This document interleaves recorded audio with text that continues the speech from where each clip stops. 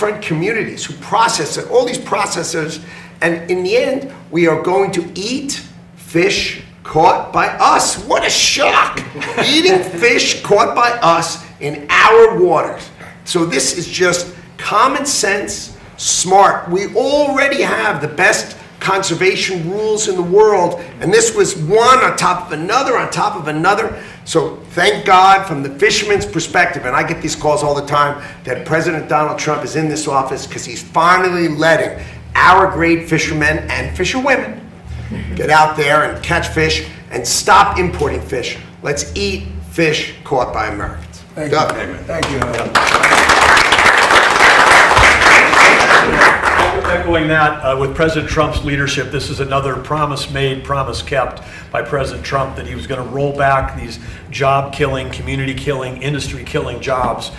He's done that last year with executive orders, doing it today with his proclamation. So I want to say thank you to President Trump. I want to say thank you to my great friend, Secretary Lutnick in Commerce. We have dual responsibilities across Commerce and Interior related to fish. And of course, with our partners in the Pacific, because American Samoa, Guam, the Commonwealth of Northern Marianas Islands, we've got the Congresswoman here from Northern Marianas Islands.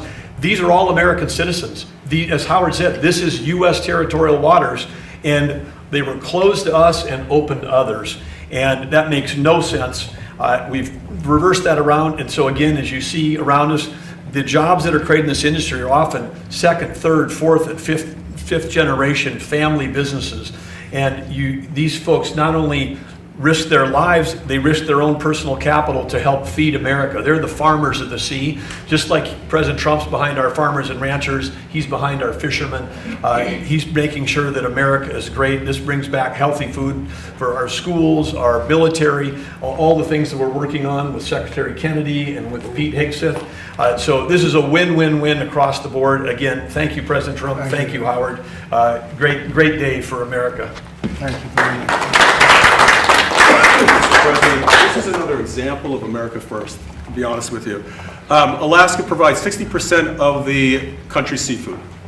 We're the state with halibut, salmon, king crab, you name it, comes from Alaska.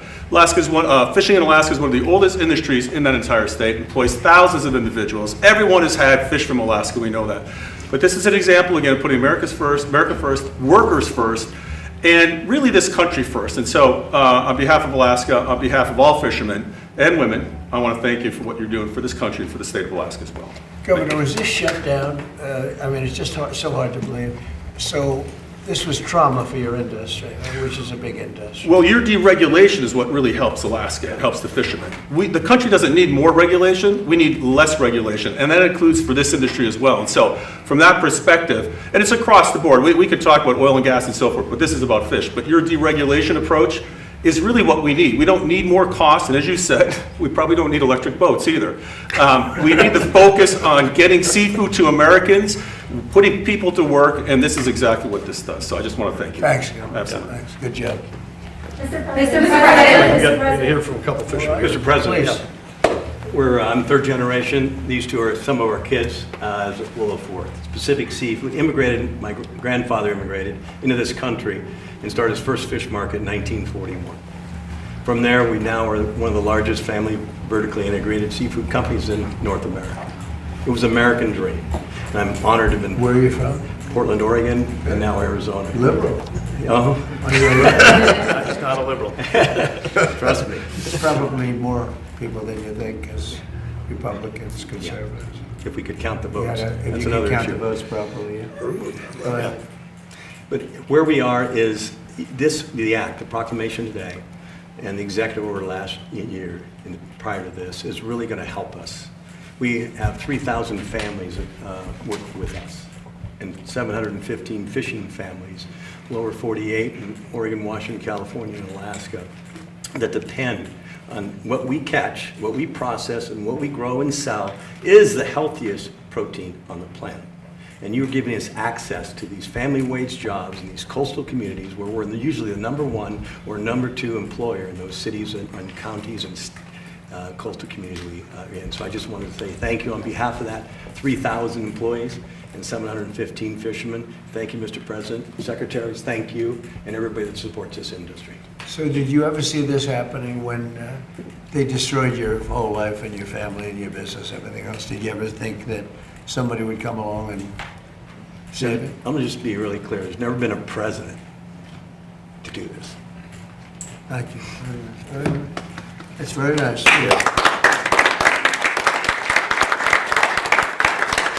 I just want to say, Mr. President, that, my father always said, always give credit where credit is due. And I'm here representing the working man, the fisherman. I am one myself, as you know. And, I spent a couple of months with you on The Apprentice, and I saw your work ethic there. And I got to tell you, I understand that I can't fathom how you can do all this and how you can get the time to do what you do and representing us and helping the fishermen the way you have done. It's mind-boggling to me, because I know you got your hands full, but putting us on that pedestal and backing up our industry the way you have, it's just phenomenal. And I gotta say, I've been fishing since I was 12 years old.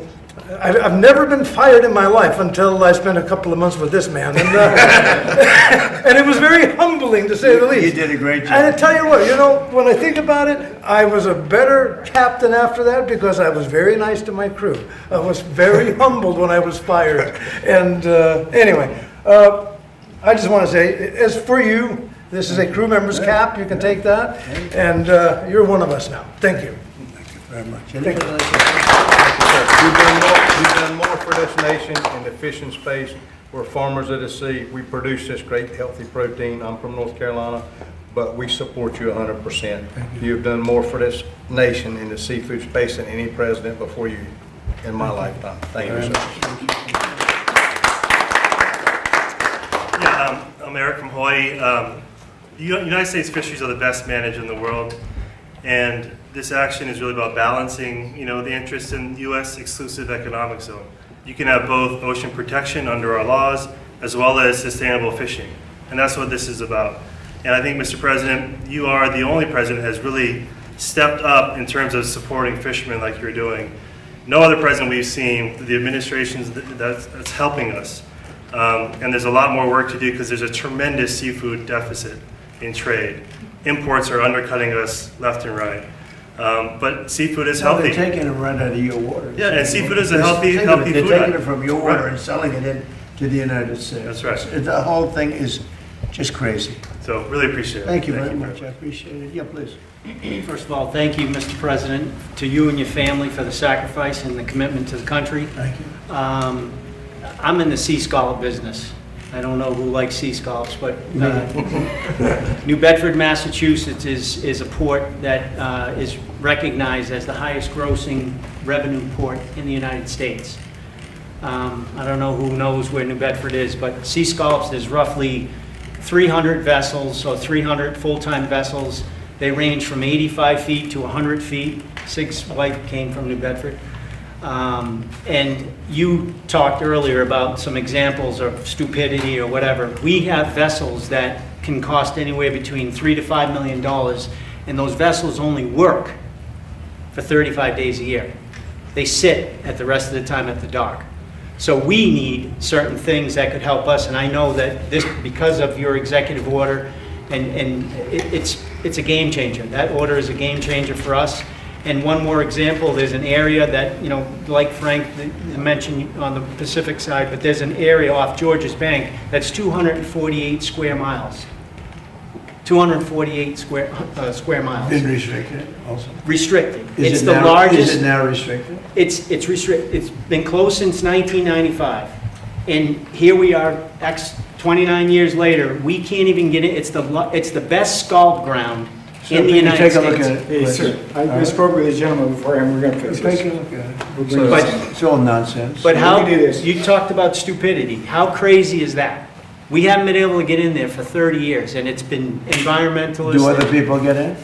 There's lobster guys in there, there's From some other codfish. countries. Yeah, they cut it, well, mostly the United States, but it's the best scallop ground that we have in the United States. How in did that they get area. in if it's restricted? Well, they can get in, we can't. They won't allow scallop fishing in there.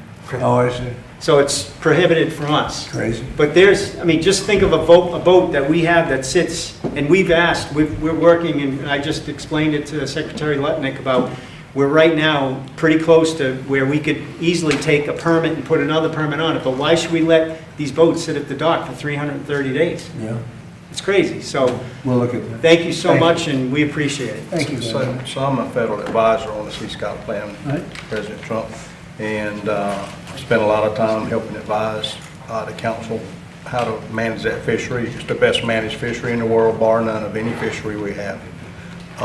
But it's ludicrous to allow those scallops. They live about 8 to 10 years, and we've already gone through 3 different cycles of those scallops maturing and dying that we're not harvesting. There's a way for us to do that, and your you director of think marine it's a fisheries, positive as opposed to a negative?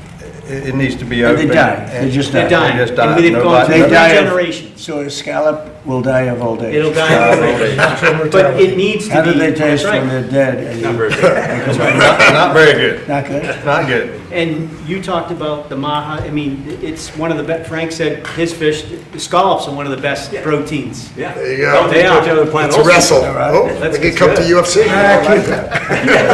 Thank you. Anybody else? You guys okay? Another thing Thanks, too, Evan. the price of crab has tripled for us, so we're not getting that competition from other countries, which is from Explain that, go ahead. Russian product, for example. So tariffs and Not coming into the country. our price just skyrocketed. And it sells, people buy it, it's all US. and Do you that's want to your- have product coming in from So us? in other words, at the dock, we received triple the amount of what we've seen in the past. So the demand is there and people buy it. So, Okay. President yeah. Trump, we have a fisherwoman that would like to. Yeah, sure. Hi, Mr. President. My husband Sterling here. How are you? I'm doing well. He's an Alaska Bering Sea crab fisherman, and I'm a farmer's daughter from Iowa. Good, good. And I just Good wanted to- combination. It is harvesters. We're both harvesters. I just wanted to say thank you for your leadership and representing not only fishing families but the farmers too, to help make American agriculture and not only that but Alaskan seafood the best Very in the good. world. Thank you very much. Thank you so Great much. couple. Thank Thank you. you. It's a good combination. I like that. Right? Yes. Thank you. Thank you, sir. This is a question that will directly impact the fishing industry. Fishermen cheered and support you in your fight to stop offshore wind turbines because experts say that they destroy the commercial fishing industry, not to mention they're a national security threat, as you've highlighted. Does your administration plan to continue to fight the judge's ruling that's allowing for the continuation of the turbines right by Jamaica States, right where you live, off of the Yeah, Atlantic? I know exactly. 154 of them are going to litter the sea. Will you put a stop to that, Mr. President, now that Kathy Hochul broke her deal about the And pipeline? she did break her deal. Doug, would you want to answer that question? Because I am for it. She broke her deal by stopping a pipeline. She wanted to stop a pipeline, which was so good for New England and so good for Connecticut. And she broke her deal. What do you want to do on that, Doug? Well, I think I want to say, first of all, absolutely positively, the construction of these wind towers have an effect on fisheries. We've had multiple roundtables between NOAA, which is part of Commerce, and Interior, which manages all of the offshore leasing. So plenty of evidence that destroys fishery. Number two is marine mammals, which Howard has in NOAA. It's affected. We've had more whales wash up on shore during the construction of these offshore things. So it's not great for marine life, not great for fisheries. We also have the report from Secretary Pete Hegseth, which conclusively this is a national security threat, and we should understand this was thrown out by the Democrats and said no, it's not. It can't be a national security. They're just making it up. Other countries, including Sweden, have canceled offshore wind projects because of national security issues. And all you have to do is pay attention to the way the wars are being fought today. It's autonomous on autonomous, a lot of it low altitude. These wind towers that President Trump has worked to try to stop. The towers themselves can be 600 feet. The blades are 250 on top of that. You could launch an attack on the U.S. in the Northeast, in our most populous area, with a bunch of autonomous drones coming through a wind tower field, which cover thousands, if not tens of thousands of miles. That level of attack would be undetectable until it came through because of the radar interference. And then we know that there's autonomous undersea activity going on now. That's happening in the Gulf with advances in technology on all sides. The the sonar, the vibration of running the wind towers affects the undersea sonar. So it's a huge national security threat, bad for marine mammals, bad for fish. President Trump is going to keep fighting for what's right for this Could country. you stop the blades right now? They're coming over from Asia right now. They're sending the blades to start installing them. So it's sort of pending. Yeah, well, and then on top of that, it's the most expensive electricity, it's weather dependent, it's intermittent, and it's foreign sourced, as you say. Terrible, So- and they do affect fishing, and it's very bad, and everybody's against it. Yeah, please. Mr. President, on Iran, Go ahead. Mr. President, on Iran, how confident are you that there will be a signing this weekend? Because you have come close to sealing a deal, but at the last minute it has fallen apart. And It'll be soon, maybe this weekend. and has the Supreme Leader approved this deal, sir? I understand the answer is yes. And when this deal is signed, is the United States going to immediately lift the blockade? Yes, that's true. That's part of the And- deal. And just And one. you'll have oil prices dropping like a rock. And sir, have you actually secured an agreement on the discussions about the nuclear material and the nuclear negotiations? Yes, Has Iran? conceptually on that, and nobody's getting close to it because it's buried under a mountain, basically. There's B-2 bombers that Mr. they... President, just But has Iran committed to not pursuing a nuclear weapon, or will there be more negotiations on that down the They will line? not have a nuclear weapon. They've agreed to that. There will be no, which is the whole reason, which is a big part of the reason. Is that maybe going the to be in your biggest. agreement, sir? They will not only not have, they will not purchase, develop in any way, any shape, in any way, shape, or form a nuclear weapon. They will not have a nuclear weapon. Mr. President, just to follow up on that, you have said before that Iran and the United States were close to a deal. It has not happened yet. Why are you so convinced that this time is different? Because they've taken a pounding. They've taken a pounding like very few people could take, and they want to make the deal a lot more than I do. And we could have had it done the other way, I guess, but it would have taken longer. They got hit very hard recently, as you know, and I don't like to have to do things that way, but I felt it was necessary. It's a great deal for the United States and for the Middle East, and I think ultimately great for Iran because they'll be able to build up their country and other country. I really believe it's a regime change because I find these people to be much more rational than the people that are no longer with us. We knocked out the first team of leadership, the second team of leadership. This is a different group, this is a different level, and I think it's frankly a smarter level, and it's a level that has reason. And they've all approved the deal. Everybody's approved the deal. Now we'll get it finished up, and hopefully that'll be done. We will not have Iran having a nuclear weapon, which is very important to these people behind me. We can talk about fishing. There won't be anybody to fish. The fish will still be around, I guess. They're probably going to be affected too. We're not going to let it happen. So Iran will essentially, most important paragraph to me, Iran will in no way, shape, or form have a nuclear weapon or purchase a nuclear weapon. But is this just a concept of that agreement when it comes to nuclear? You said this was just a concept of that agreement. So is this just essentially setting the stage for deeper talks on nuclear? It's a very strong memorandum of understanding. That is a little conceptual, but it's something that's going to get done. And if it doesn't get done for any reason, which I can't imagine that not happening, they want to sign it as much as I do or more. I would say they want to sign it more, maybe a lot more. But it's a very detailed memorandum of understanding, also agreed to by many other countries that have great influence over them, and everybody wants it done. So it's going to get done. The President suggested yesterday that Iran may be tapping along the U.S. Those were the words that you used. What makes you believe that they are sincere this time in wanting to pursue diplomacy? It's the level of enthusiasm for getting it done. And we were hitting them very hard for the last 3 days. We're going to hit them even harder tonight. They knew that. We told them exactly what we were going to do. We explained it exactly because they had no Navy, they had no Air Force, they had any weapons of detection, they had nothing. And so we could tell them exactly what there wasn't a thing they could have done about it. And we won this war militarily very early on. The only thing we didn't win was the fake news was, no matter if they could have raised the white flag of surrender, and the fake news would say, oh, they did wonderfully. They didn't do wonderfully. But you know what? They've got a chance to build a country. Their country is largely demolished. Again, their Navy is gone, their Air Force is gone, their anti-aircraft is gone. Everything's gone. Their leadership is gone many times over. Even many people from this leadership is gone. But we found them to be rational, and they're going to make a deal. You know? Mr. We're gonna- President. And I'll tell you what, it's a great deal. You know why it's a great deal? Because they will never have a nuclear weapon. Mr. President, is there a specific amount of time that has to pass between this memorandum of understanding and a final deal being done? Well, we hope it's going to go relatively quickly, but it's Is there a 60 or 90 I mean, day the straits are deadline? going to open immediately. It's upon signing. Maybe it'll be Saturday or Or is there a Monday. deadline, though, to get from this to a final deal?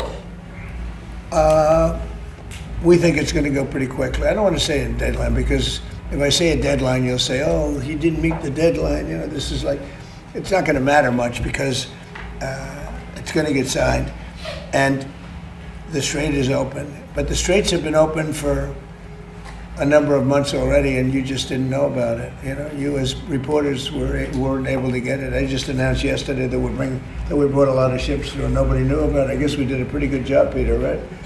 But we brought many ships across, and millions, hundreds of millions of barrels of oil But why were brought across.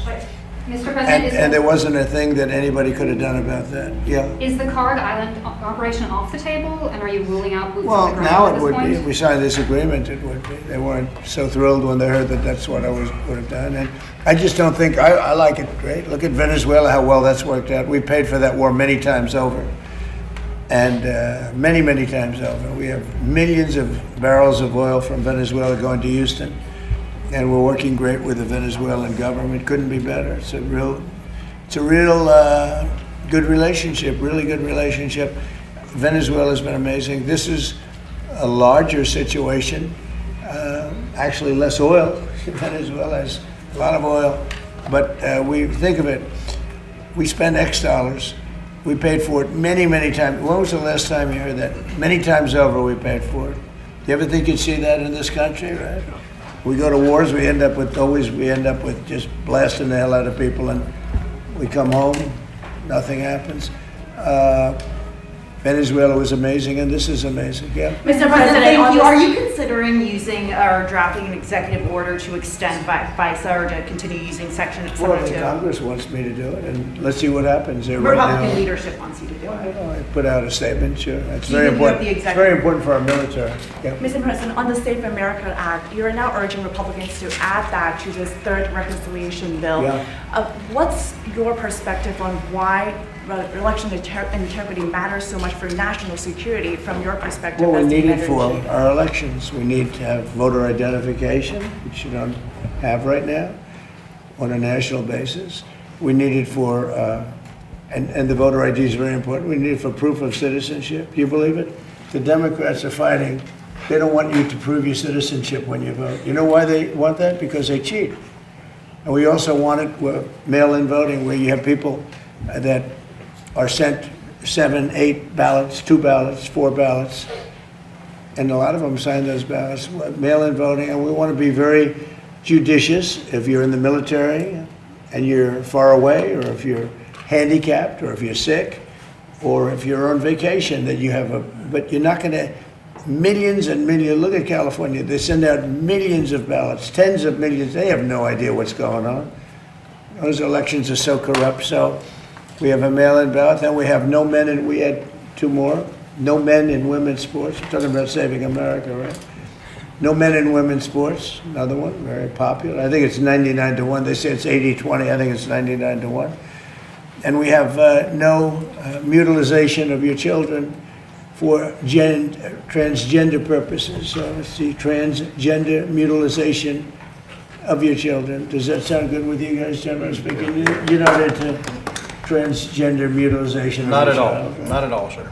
Where your child leaves your house and they take your child from you. In some cases, think of it, in 6 states, they take the child and do what they want to do. What they do is I don't even want to talk about it. On We had that no transgender mutilization of your children. On D&I, Mr. President, do you intend to have Bill Pulte continue to serve as the acting director of national intelligence? And do you think it's unreasonable that some Republicans have concerns that he has no intelligence experience, even if he's serving in this acting role? But he's intelligent, unlike a lot of other people. But do you think that's a fair, no intelligence? He's only there for a little while. He's running it for a short while while we get a very talented person, Jay Clayton, in. As you know, Jay Clayton's an incredible talent, head of Sullivan and Cromwell. He was head of the SEC. He was now Southern District. I mean, nobody has better credentials. Do you But want Clayton to shrink Bill will the run it for a alliance, short sir? while. He's done a fantastic job at Fannie Mae, Freddie Mac. Created tremendous, it's probably worth $1 trillion now, trillion. He's done a great job. He's a smart guy. Today's another example of you bringing these everyday Americans into the White House and listening to them. Yeah. How important is it for you to listen to everyday Americans when Very it comes to important. policy making on a These daily people basis? built the country, not the complainers. The complainers didn't build the country. These people built the country, whether it's fishermen or farmers or anything else. Me, guys like me, they built the country. You know, I watch all these ingrates. They're always complaining. They didn't build anything. They couldn't build anything. Look at what's happened in Minnesota, Somalia. All these people came in from Somalia. They ripped off our system. You have the woman who married her brother. She came in and married her brother. Isn't that wonderful? And then she talks about the Constitution of the United States. She comes from Somalia. They don't have constitutions in Somalia. They don't have police. They don't have, all they have is people that run around shooting each other. And then she comes and tells us how to run our country. I don't like it. These people don't like it. I can tell you. I think I can speak for you. Yeah. She comes in, Ilhan Omar. She comes in. She tells us how to run the United States of America. And she comes from a place without anything, probably among the worst countries in the world. And she says, the Constitution of the United States protects me. She shouldn't be protected. She honestly, she should be thrown out of the country. She's corrupt. And most of the people that came in are corrupt, and the whole voting system is corrupt in Minnesota. I won Minnesota 3 times, easily. I won almost every county, but they didn't give it to me. It's a corrupt system, very corrupt state. The governor is terrible. The attorney general is terrible. They're all very corrupt people. Yeah. Sir, on your supplemental, do you think there's enough support from Republicans in I Congress hope to pass so. it? I mean, any Republican that voted against it would be. McConnell and Collins say they don't think Well, it's gonna McConnell's happen. an angry man. He, got thrown out of his position. He's an angry guy. He should be very thankful to me, because if I didn't win, he wouldn't have gotten to appoint. I appointed the judges. He didn't. He gets credit for appointing judges. He didn't appoint anybody. I did. You know how I did? I won the election. And then I picked judges. And the judges ended up getting approved. And they said, oh, didn't he do a good job? He didn't do a good job. What the hell did he do? I won the election. He's an angry man who's very disloyal to John Thune. John Thune's a good man. He was a loyal worker for Mitch McConnell. He worked for Mitch McConnell. He worked very hard. He was very loyal to him. I disagreed with him a lot because Mitch McConnell gave so much money to Democrats. He gave them money. I had to go get the wall money from the military. I just took it out of the military because that guy wouldn't do anything. He gave it. No, Mitch McConnell's a bad guy, and I thought he was lousy at his job. Lousy at his job. But when they give him, the only thing they give him a lot of credit for judges. But I'm the one that got the judges. You know why? I won the election. If I didn't win the election, he wouldn't have had any judges. So. Yeah, I mean, So when Mr. President, say it again. when will you send the supplemental to? Do you have They're any going to idea send when? a supplemental, but you have him, you have Murkowski. I've done so much for Murkowski. You have the governor right here. Governor, have I done a lot for Alaska? Is there anybody done more for Alaska than me? You've been the best president for Alaska in our history, Mr. President. I've said that many times.